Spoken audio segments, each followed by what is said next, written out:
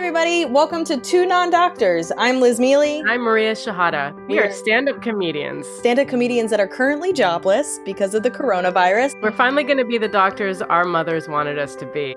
Is there anything that we don't know? A lot, actually. We have a lot of questions. We have a lot of answers. All of them wrong. But we do have access to Google. And a vet. Oh yeah, my mom's a vet. She knows some stuff. We have to do this So again. every once in a while, we're going to invite her on. No, we don't. We're going to actually use this.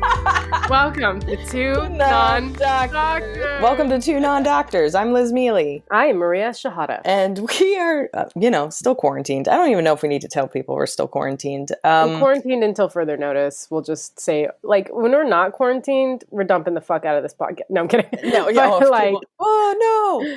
I would like to think that we'll have more pep in our step. There'll be a lightness to our voice that people have never heard. We'll actually grow and change as people. We'll have whole new health problems. Does grass give you seasonal allergies? Are they real? Yeah. Me and my boyfriend went to the grocery store, which I've tried going to 3 times. That's so fun.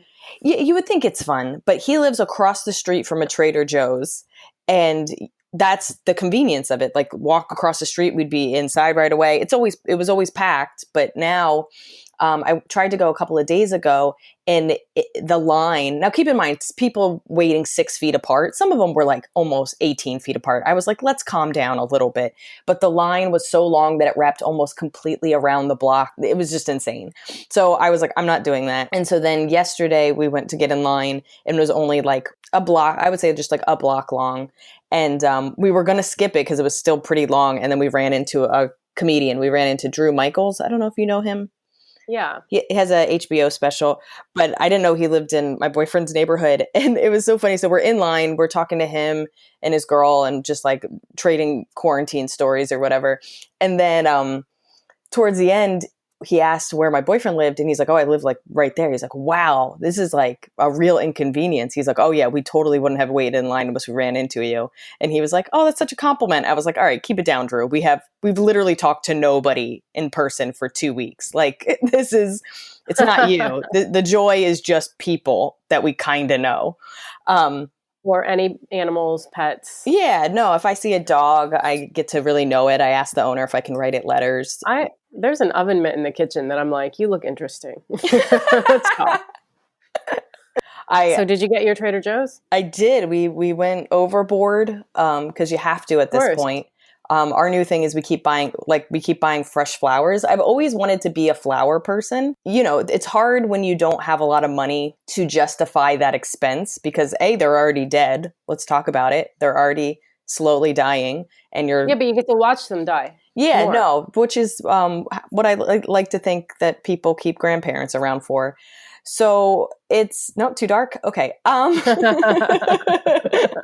don't really have grandparents. I don't know how people treat them. Anyway, my boyfriend's been getting like fresh flowers, and like, keep in mind, they're like super cheap at Trader Joe's. They're like $6, and some of them are potted. Some of them are just like cut flowers, but it's become like our fun, like it's now the new thing we argue about, where I'm like, that one's prettier, and he's like, how is that one prettier? And I'm just like, I can't right now. Like, I'm enjoying what new fun quarantine arguments are coming out of couplehood. I always get Trader Joe's flowers. Like, the flowers here are twice the price, and they're not as pretty. Yeah, and they're all going to die at the same rate. I just don't understand. There is somebody here that has gone in and out of a door maybe 25 times since you've been talking, and it's like, I'm losing my shit. All right, at least our audience now understands why you're losing your shit. Yeah. If anybody wants to send a calming letter to Maria, because she's not going to make it out of this quarantine. I don't know who's not going to make it. Is it going to be me or the housemates? I don't know. Definitely the housemates. I feel like you're so small and low to the ground that you're like a cat that just has like, all you have to do is get a knife and start like stabbing ankles. I really think some kind of horror movie is going to be written. All right, so you got some flowers. Talk to a real person. I mean, I think I had it was just so funny because Carmen, who we've talked about before, Carmen texted me and she's like, I'm just suffering from like a crazy amount of FOMO. And I was like, how? Everyone's home. How can you be suffering from FOMO? Like, I just don't understand. I get it. Is it because everybody's doing like Zoom shows and like meetings and board game things? She's living almost on a commune. She's with her boyfriend, her boyfriend's kid, her boyfriend's mother, her boyfriend's... That's not a commune, that's family. Yeah, and I get that it's not her family, but at the same time, like, it's like her boyfriend's brother, his partner, like, it's like a bunch of kids. Like, it's like they all take turns making dinner. Like, to me, they're living on like the Waltons and they have like real human contact every day. Like, at least they get a mix. Like, you can be angry at a variety of people rather than like we're angry at the same two people every day. I'm including myself in that one, by the way, because it's just me and my boyfriend. So I'm usually angry at myself or him. Those are my options.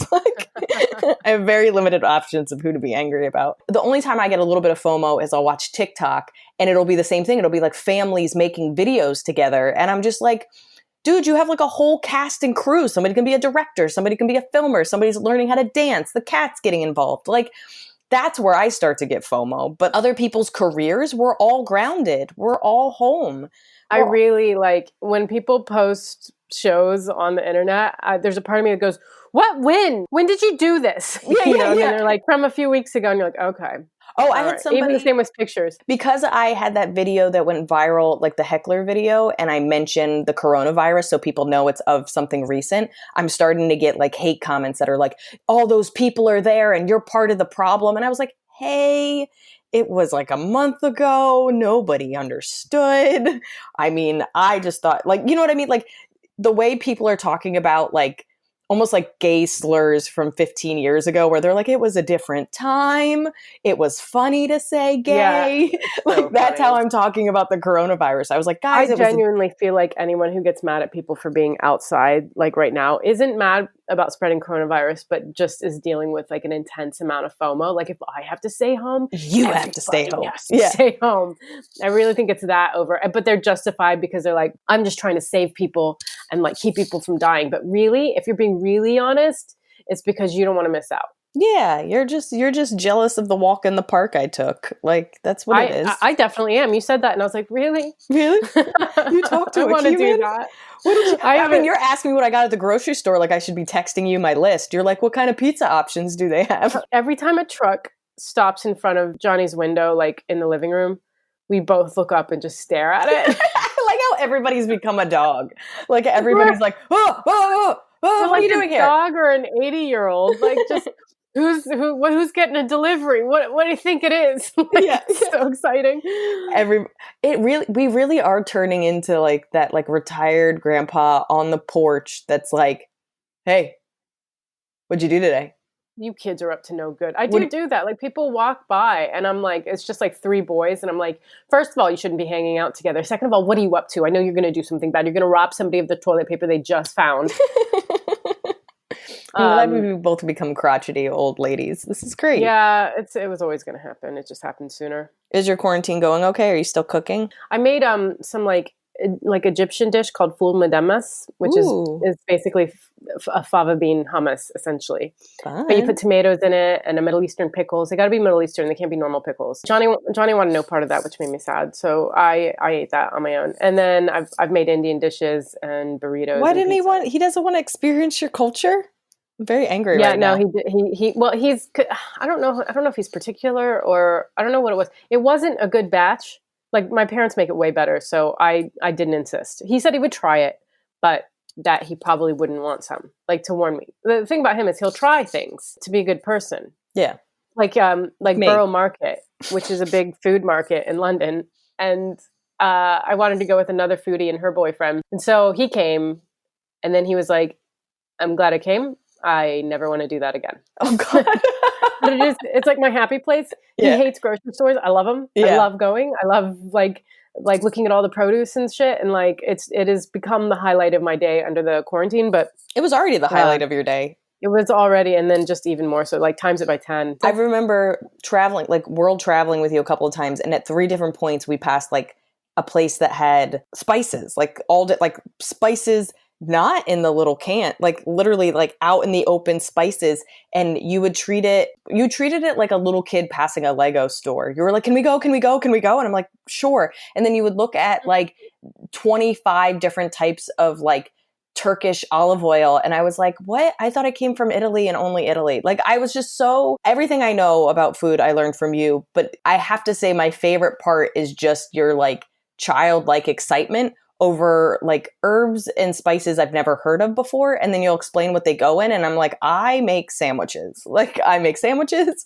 I make quesadillas. None of these spices belong in them. I do miss that kind of side of me. Like, I think it's sort of gone by the wayside. Like, I'm out of practice with cooking, but I used to love all that shit. And I wanted to learn about every spice from every continent, from every country.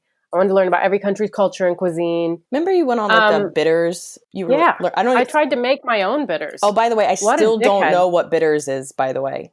Still don't know. It's like roots and herbs and shit that have been like fermented, or I don't know. I don't know. It's been a long time. They're quarantined to a bottle. And then I really couldn't tell you now, but that was during my mixology kick. Yeah, no, you were knee deep in that, and you were like, again never learned what bitters was. You were really excited about making your own, and then I don't drink, and I don't think I drank at the time, and you were just like, I'll make something, and I was like, I don't think I want something. Because I was a bartender and I wasn't drinking. So this was like so much fun to be able to make something and try it, quote unquote. So I got to try a lot of alcohol without actually drinking it. But why are we talking about this? I don't know. We got on a rant. We always get on a rant. You want to start with your Google? What's your weekly Google? My Google is, why are my eyes blurry? Oh. Last night it was weird because, you know how like if you rub your eyes and they'll go blurry for a second, but they'll go back to normal? Yeah. My eyes went blurry out of nowhere and then stayed that way. And so I was like, this is it. I'm having a stroke and dying right now. Like and you were texting me, and like Johnny and his other housemate were watching The Simpsons, and I was just like, I'm dying. It's happening. I knew this would happen during the quarantine. No one's going to take me seriously. It came back after a few minutes, but it was long enough that it freaked me out. And Googling was a mistake as well. And WebMD is being all cute about it because they're going, could it be a migraine? Could it be psoriasis? Could it be multiple sclerosis? Which that one scared me because like Johnny's dad actually has multiple sclerosis, and I don't want to like downplay it, but I'm terrified of getting it. I'm terrified of that. And could it be a brain tumor? Why are you listing it like it's a Friends episode name? The one where it was psoriasis? Why would it be psoriasis? I don't know, because I could read it, but it basically said like it affects your skin, but it also affects your eyes, and that could it be psoriasis? It's like it's known for the skin shit, but it can cause a condition called uveitis, when inflammation leads to swelling that causes blurred vision, pain, redness, sensitivity to light. But is it temporary? Like, is it something that comes on and off? Like, that's so weird. Could it be a migraine? Do you feel like, because we did talk about like your psoriasis and my eczema both getting worse under quarantine. I wonder, it was so weird I would be terrified. Like, I think you have every right to have been like freaked out about it. For me, I wear contacts, so I'm the idiot that rubs their eyes. My vision goes blurry and I go, crap, I lost my contact. And then I'm just like searching first I have to search my eye to see if I've just pushed it somewhere in my eye. And then if I can't find it in my eye, then I have to search my surroundings. What, because it just can go up into your eye and just sit there? Yeah. It's happened. Ugh. My biggest fear is that I can't find it. I put in a new contact, and then the old contact starts to slip down, and now I have two contacts in my eye, or I never find it and it just lives up there and it develops like some kind of contact eye tumor. I don't know. I don't know anything, but that is my fear, is some kind of double contact eye tumor, because I pushed my contact into my eye. And that's why I don't sleep in my contacts anymore. That's a fun story for everybody. Yeah, that's terrifying. So what did you Google? I'm glad, I should say I'm glad that you can see again. Not that it's important for the podcast, because we don't need your vision, but I'm worried that somebody will be listening to all the podcasts and go, Maria's Googles all add up to mean like brain tumor or something. That should be, you know what I mean? That should be a Patreon tier. Diagnose Maria. Whatever you want. Just give her a fucking heart attack. Yeah. This is actually truly how we're going to get some type of health insurance. Like, it's just going to be some doctor that's like, oh, in my free time, I like to listen to two idiots try to figure out what's wrong with them. We should post to like doctors' pages and just be like, hey, look at us talk shit about whatever the fuck you studied 8 years for. First of all of those people are busy. Second of all, I cannot imagine how infuriating this podcast is, especially if it takes off. We'll find out if anybody listens to this. But if every Egyptian I know is a doctor. I'll just see. Oh yeah. Like, hey, I know you're busy saving the world, but can you listen to my podcast? My Google, because all my Googles are like truly like a teenage girl Googled them. But this is, I think also people are gonna add up all my Googles and be like, this vain bitch. But my Google was how long does it take for your eyebrow hairs to grow? I'm gonna guess 3 weeks. You're not right. But it's not the stupidest thing I've ever heard. Well, let's just start why I Googled it. I Googled it because at some point my boyfriend's going to find out that I actually don't have 2 eyebrows. That's just what this quarantine is going to show him. I have curly hair. I have long curly hair. So like not getting a haircut. I mean, I've gone a full year without a haircut. Everybody's talking about haircut, hair. That doesn't bother me because we can kind of, with our curly hair, we can kind of hide split ends easier because our hair is curly. I'm not even my hair's in a bun every day. I'm not doing crap with my hair. So I need keratin. Yeah, but go on. Oh, we've talked about it. I've done so many hair masks. I'm just out there trying to moisturize my curls. Hair masks. That's a great thing to get from Amazon. I gotta say, and I'm sorry to interrupt you, but my shopping addiction has gone through the roof since I've been stuck. Yeah, I'm worried about it. I'm worried about it. Let's finish our Google and then we'll try to fix that. Okay. Okay. But so I needed to get my eyebrows threaded when I got back to New York, and that wasn't an option. So I was already in a desperate need for an eyebrow thread or wax. And then now it's been 2 weeks. And at the end of this, it's going to be 8 to who knows how many long weeks. I'm so scared of and like I've done a couple of like tweezing and stuff, but I'm the level of Italian that's just not helpful. And my eyebrows, I think an eyebrow makes a face. I'm just going to put it out there. I think an eyebrow makes a face. Does. I did waxing I did like eyebrow waxing when I was in high school, but really eyebrow threading is like, I don't know. I feel my prettiest right after I get my eyebrows threaded. I think it's more accurate. I feel there's a pep in my step and a happiness that can't be replicated. And I think that's really where my depression's going to start, is when my eyebrows start to connect again. So I'm concerned. And the answer is, this is what's weird about the answer. It says 5 to 7 weeks is an average growth cycle, but it could be shorter or longer given your age, metabolism, race, weight. And so I was just like, first of all, that's a non-answer when you're just like, but the variables are everything that could be you. But like, also like, I guess I just didn't realize that metabolism is somehow linked to hair growth and the how long your hair takes to grow. I guess that is. Well, if it's related to weight, why not be related to everything else that like happens in your body? And this is hindsight 2020, but I'm like, of course, metabolism. Yeah. I would never, ever guess that unless you said it. And then I'm like, oh, that's so obvious, Liz. Jesus. I guess I kind of know with age, like your hair gets gray, or it could get more brittle, or it could grow slower. But I guess I don't really, until I read it and think about it, I don't really connect hair on your head to the same hair that's in your eyelashes, to your eyebrows, to the hair. Because like I know like the hair on your arms, for example, all your hair, actually even including your head hair, it can only grow so long. So that's why your arm hair, for the most part, stops at a certain length. Your eyebrow hair stops at a certain length. Now, right now, I'm scared that my eyebrows are going to become the bushy eyebrows that they were when I was a child.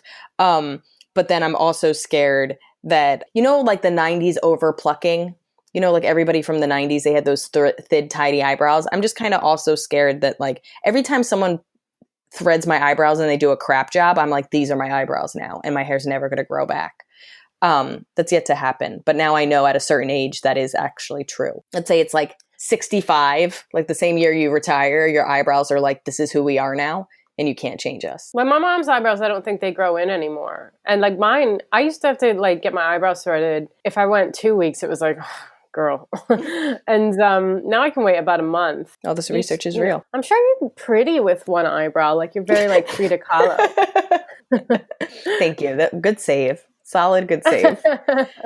We'll have to show like a before and after eyebrow picture for the quarantine so people can see what I'm scared about. Let's get personal. This one I think is near and dear to our heart. I know some of your answer. I don't know if I know all your answer, especially as you got older, but how accurate is your height? That, like, how accurate is the height that you tell people / do you lie about your height? I would say is all the time. Yeah.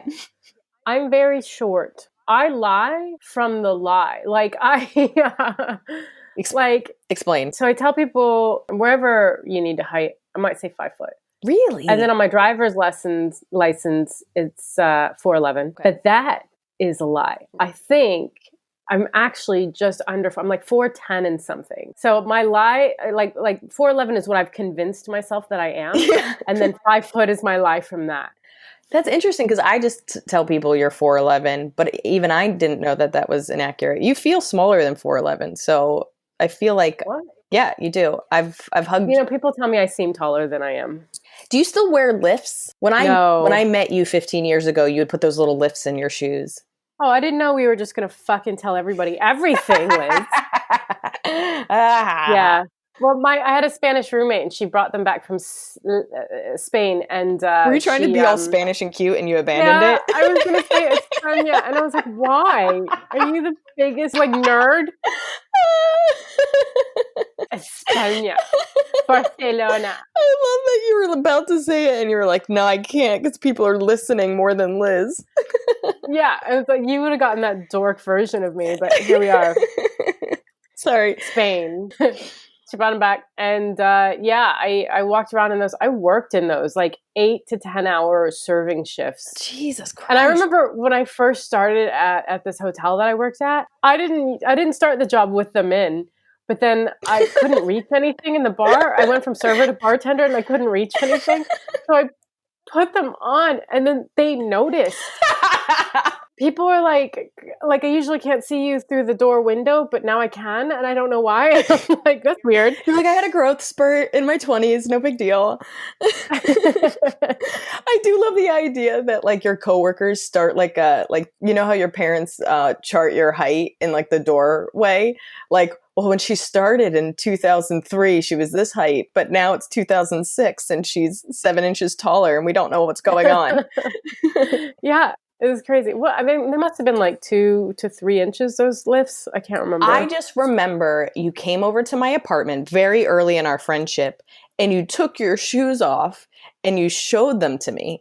And I was in my mind, first of all, I didn't know that existed. Because I know clearly wedges or heels or whatever, but that's you're telling people you're lying. This was a secret inside your shoe.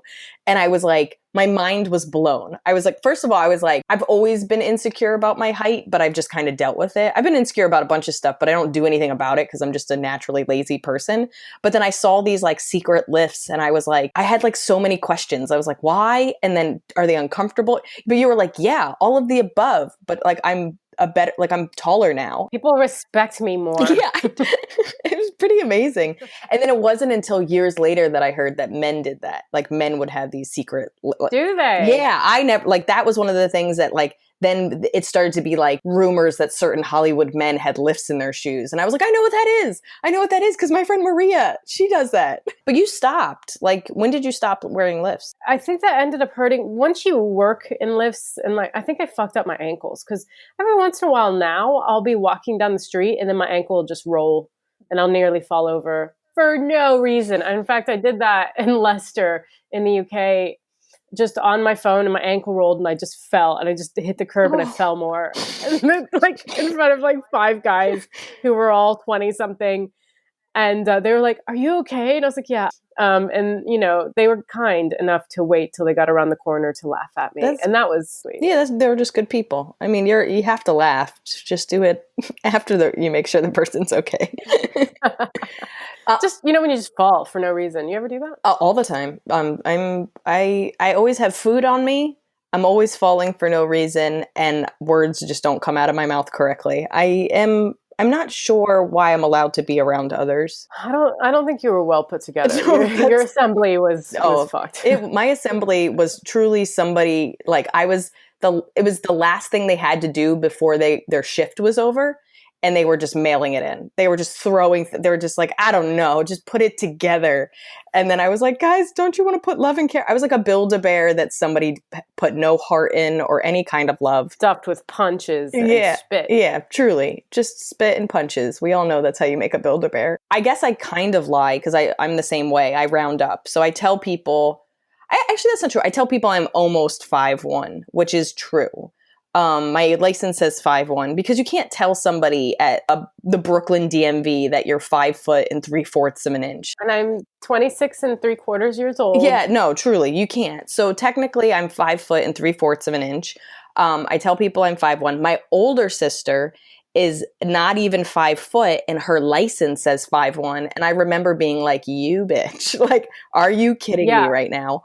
My little sister is 5'4", and that's my dream height. When I wear heels, which is like 3 times a year, I feel like I'm in a dream world, and I just start to like get things on top shelves, not really top shelves, middle shelves that I could never reach before. And I do a lot of twirling, and I feel like a level of confidence that I assume other people have. And that's just 5'4", by the way. My dad's 5'4", my mom's 5'2". Both of them are shrinking. Yeah, my mom, she's like 4'3" at this point. I don't know where she's going. Every time I come back, she's just getting shorter and shorter.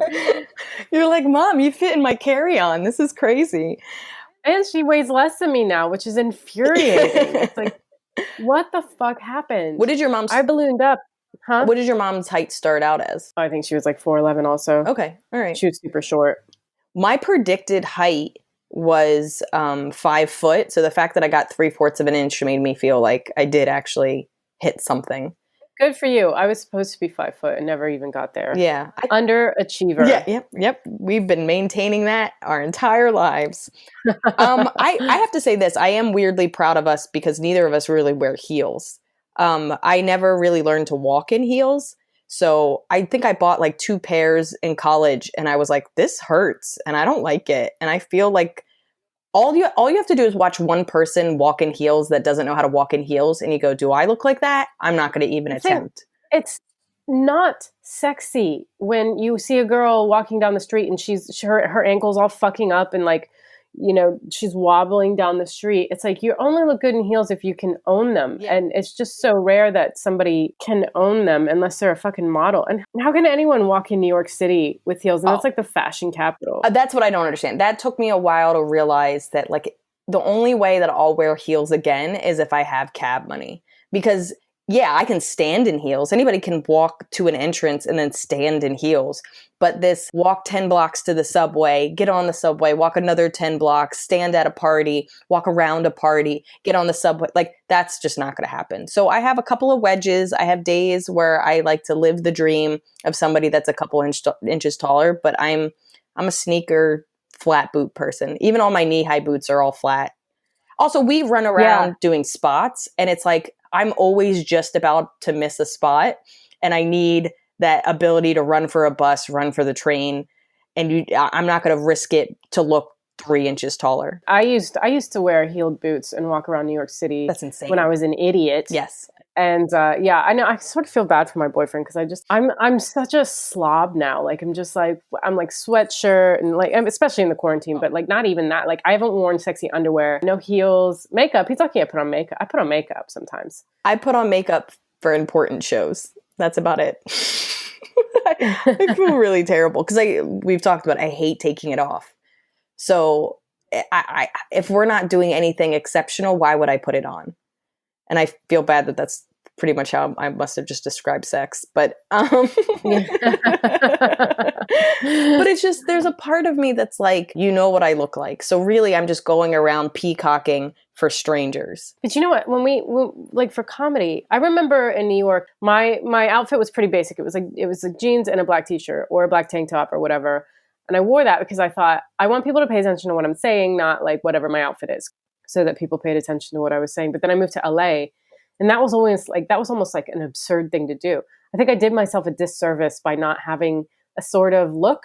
Because I feel like in LA, you really need a look. Like you need either you're the mousy nerd with the thick, like hipster black glasses, or, you know, you're like a little bit punk rock or something, but you needed a look, and I just didn't have that. You almost need to cast yourself. Exactly. And I really think that like my whole play down my look so that I can just people would just listen to what I'm saying really, really fucked it for me in LA.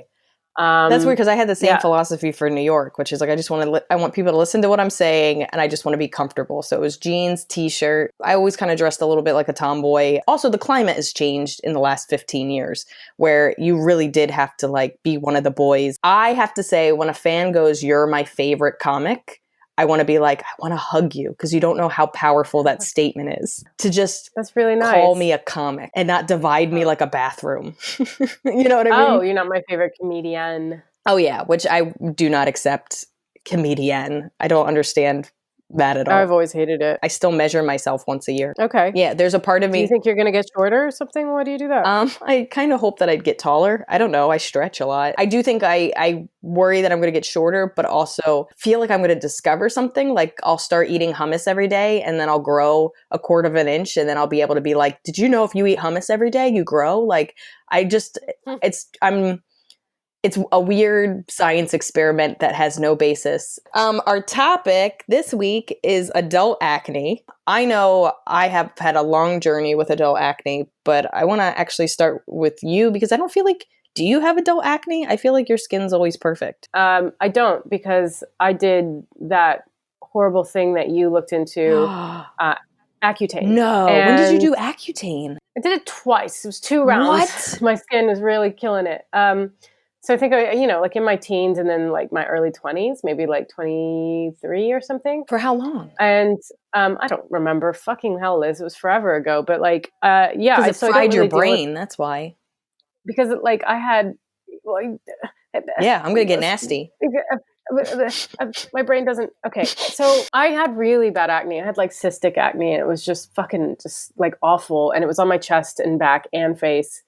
And I was an outcast, and it left me with a ton of acne scars, which I think has fucked my TV career. Like, I'm blaming it solely on... I remember, and I don't know if this is a tangent or not, but I remember in LA, I went into a commercial agent. She was going to interview me, like to possibly represent me. And she was like, what happened to your face? Oh my God. Yeah. And I was like, what? And she was like, well, your headshot, like it's not there at all, but your face is full of scars. And it just mortified me. It like made me think like no one's ever going to book me in a commercial because I have like an imperfect face. But anyway, at least it wasn't acne. So yeah, I did Accutane because nothing else was working. They put me on antibiotics and that didn't work. And they put me on like just plain birth control to try to like hormonally control it. That didn't work. So Accutane was sort of a last ditch effort. And it fixed it. It did. I don't... That stuff makes me so angry. You have to be on birth control. You cannot not be on birth control. You have to both get a pregnancy test every time you go to the doctor, and you have to prove that you're on birth control because it makes gremlins inside you. Like it truly makes aliens.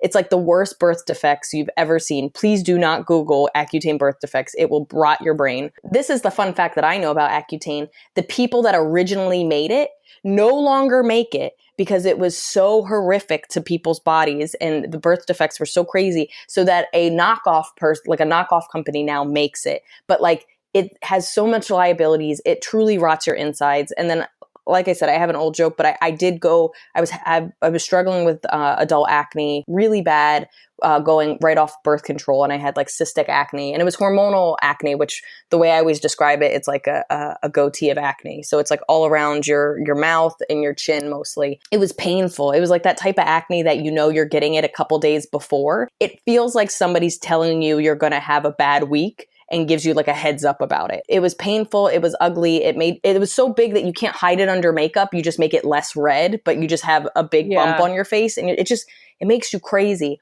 So I went into this doctor, this dermatologist who I'd never gone to before, and he's like, I told him my issues, and I was just going into for something topical, like just something to kind of temporary fix it or make it less painful. And he was like, I can put you on Accutane. And I'll be honest, it was bad, but it wasn't Accutane bad. Like I've heard people like they've tried everything, and this guy wasn't like, have you tried everything? I was like, no, I stopped eating dairy, and I cried a bit. Like I didn't try everything. I was mad. I walked out of his office because I was having health problems at the time. I was having a lot of stomach issues, and I told him, I was like, hey, everything that I do know about Accutane, it like really messes up your body, and I already have kind of health issues. And he goes, no, it doesn't mess up it doesn't hurt you. It only hurts the baby. And I was like, I'm making the baby. That is the dumbest thing I've ever.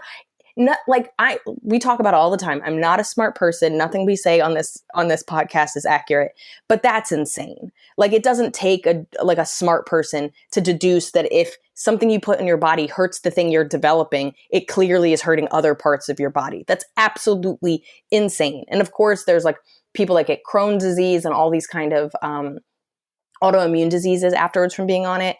I actually wonder if you having psoriasis is a direct correlation to you being on Accutane. No. Okay. But I know you want to demonize Accutane. I do. I know you want to find something. You're like, I want to prove that I'm right to not take it. And so therefore the shit that you have, that's probably from Accutane. Yeah, I do want to do that. That's 100% what I want to do. I love how you're like not going to give that to me. But I'm not. It was fine. I didn't get depressed. I didn't. My skin got a little bit dry. You know, I had to be on birth control because of the birth defects and all that. But no one's. It was fine. But you're trying to believe that because you didn't get psoriasis right away, it had no effect. But if 10, 15 years later you get psoriasis, that is a cause and effect. No, it isn't, Liz. No, you're wrong. You just fucking hate Accutane. Does Accutane cause psoriasis? All right? Like, there's a lot of things that come up. No. And it's solved. We Googled it. Liz is dumb. She gets nothing. We're kicking her off the podcast. She's a moron. All right, I'll stop ranting about Accutane, but I do think I'm glad it helped you. I am grateful. I do have other friends that have used it and it has been helpful. Yep. This is really interesting. Okay, please. Because I Googled that as we were saying. And what are the long-term effects of Accutane? Severe thirst? Yeah, sometimes. Urinating more often. Could you imagine if you got on that? Oh, Christ. I would just sit on a toilet all day. Here's the thing. Blurry vision. Whoa. What? Yeah. You're welcome. No. I'm a doctor now. We have to end the podcast. It's not accurate anymore. I have a degree. That was a mic drop. Yeah. How do you drop a computer without breaking it? Okay, so I did solve something. Anything else? Or are you just going to stop right after blurry vision? I think we can really solve a lot. Increased tiredness. Yeah, I think I took Accutane. Yeah, but those are side effects for everything. I mean, it's almost like what they're talking about the coronavirus and flu-like symptoms or like anything. You're like, cool, that's anything from a common cold to going outside to just being a human. I don't know, but like, so I had regular acne in high school and I went on birth control when I was in high school for like, I had like severe periods. Like, I don't care who's listening. I think men should fucking start to understand women's bodies the way we kind of understand your bodies. I won't stay on it too long, but I had very heavy, very painful periods in high school to the point where like, I was the type of person that's like, I want to stay home. And my family was like, the fuck you're going to stay home.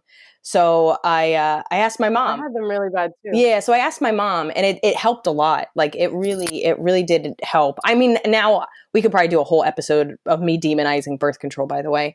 And maybe that's something. Oh yeah. I'm sure that's going to come up. Yeah. Because yes, there's pros and thank you for letting me be a person that can be in the workforce and have the career I have and blah, blah, blah.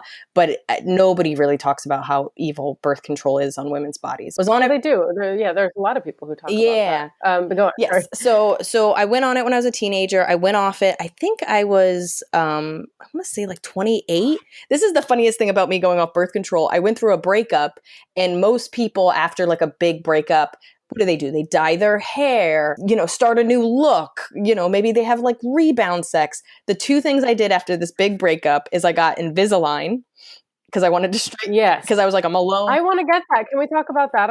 We can. I would love to talk. I've had braces twice and Invisalign. So I got Invisalign and I went off my birth control because I have always had really severe mood swings. And I've always, like we talked about in a previous episode, suffered from really bad depression. And it was around this time that stuff was starting. My therapist was trying to get me off my birth control. My mom was trying to get me off it because I've never been a big dater. So I would date somebody for a couple of years and then I would be single for a couple of years. And I would never take a break from birth control because I remembered it helped with my periods. And I also remember it helped with my skin and my skin looked amazing. Like, my skin on birth control, gorgeous. Just telling everybody. People are like, it's dewy. It has a shine to it. Like truly, I look at old like stand-up videos or like apartment C3 videos when I was on birth control, and all I can see is my gorgeous skin. So I went off because I wanted to give my body a break from it. And I was starting to do more research about and I thought it was affecting my stomach. That was the other thing, is I was having these severe stomach issues. So I go off it. I would say, and I remember I was living with a friend and she went off it years ago, and she's like, dude, I don't even know how to tell you. You just feel better. You just feel better off it. And I had been on it like almost half my life. So I went off it. And of course, I start to feel better. I lose all this water weight. I had been retaining this water weight that it didn't matter. I was running marathons. It did not matter how much I worked out, but I lost a bunch of weight. I felt just emotionally better. And then my skin exploded like pretty quickly. I would say like 2 months after going off it, my skin exploded. And I was trying to like prepare for it, but there was like no way to prepare for it. And so everything I read was like, it's just 3 to 6 months and then your skin will level out. You're in your late 20s. You're not going to have acne. Never the case. I had cystic acne for like 2 years. And I only was able to get rid of the cystic acne by reading a bunch of books on balancing your hormones as a woman. So I read like 2 different books on how to balance your hormones and how to balance your gut health. And I would say that helped 70% get rid of like the cystic part of the acne. So it wasn't as painful. It wasn't as big, but I was still cyclical. It was still every 2 weeks. So it was like basically when you ovulate and when you get your period, I would, those were my cycles. I would break out. And again, it was, my goatee of acne, and became a little bit more manageable when it stopped being cystic, but I still felt like every 2 weeks I was sad. So, I mean, I don't know about you, but I'm a researcher. So I just tried everything. I tried taking stuff out of my diet, helped a little bit. I tried changing what I put on my face. That helped a little bit.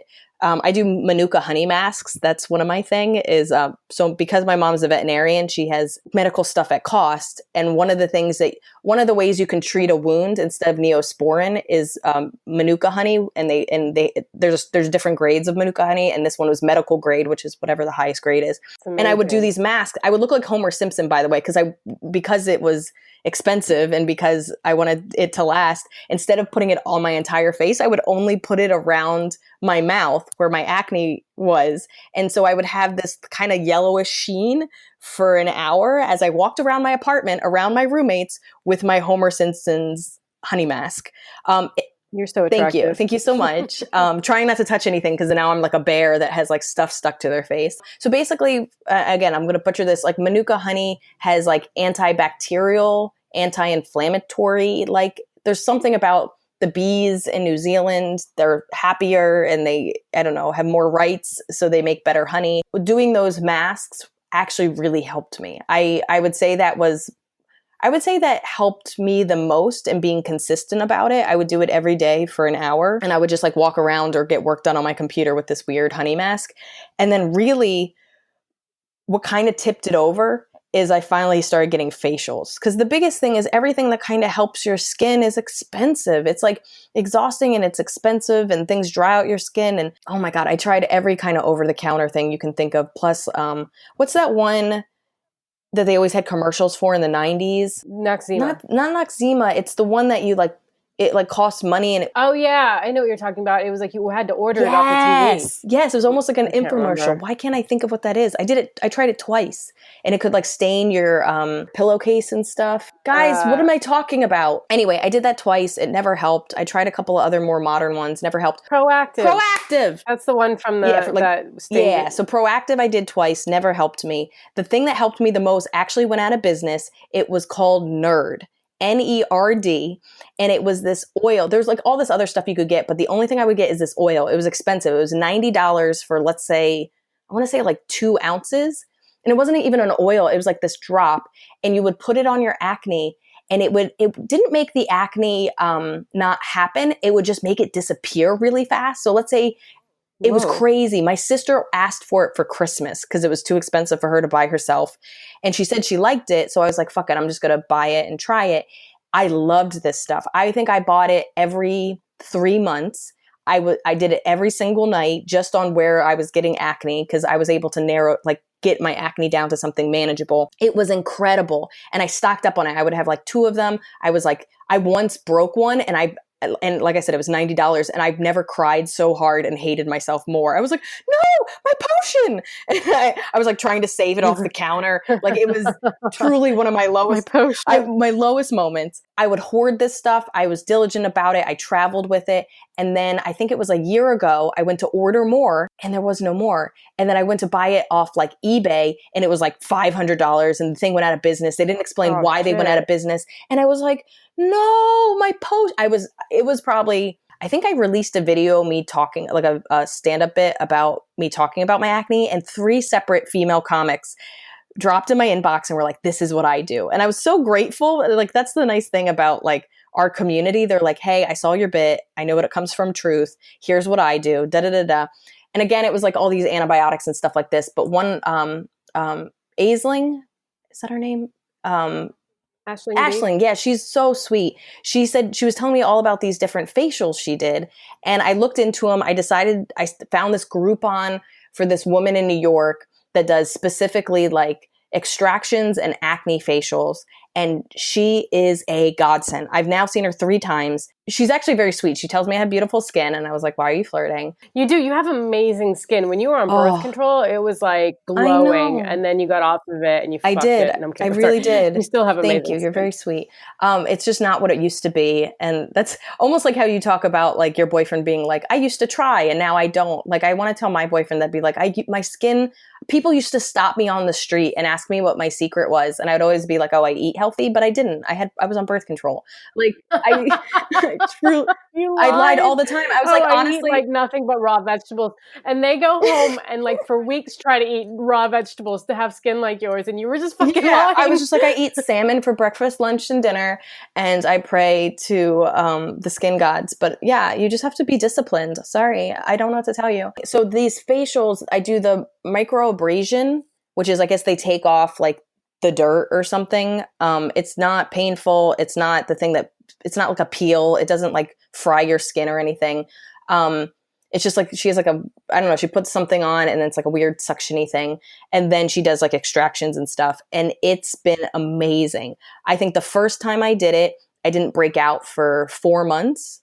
And then the second time I did it, I didn't break out for 6 months. And even now when I do break out, it's like one pimple on my chin. And she also gave me like a regimen, because that's the other thing is that like I hate washing my face. I don't do any kind of there's no beauty regimen. I was spoiled being on birth control that like I didn't take off my makeup for 10 years. It's probably why my face is like, it has like residual anger and is taking it out on me in my 30s. She gave me like certain like oil to put on my face and what type of soap to use a couple times a week and like some other like acne fighting crap. So I'm a little bit more on a regimen, and she told me exactly what to put on my face in between things.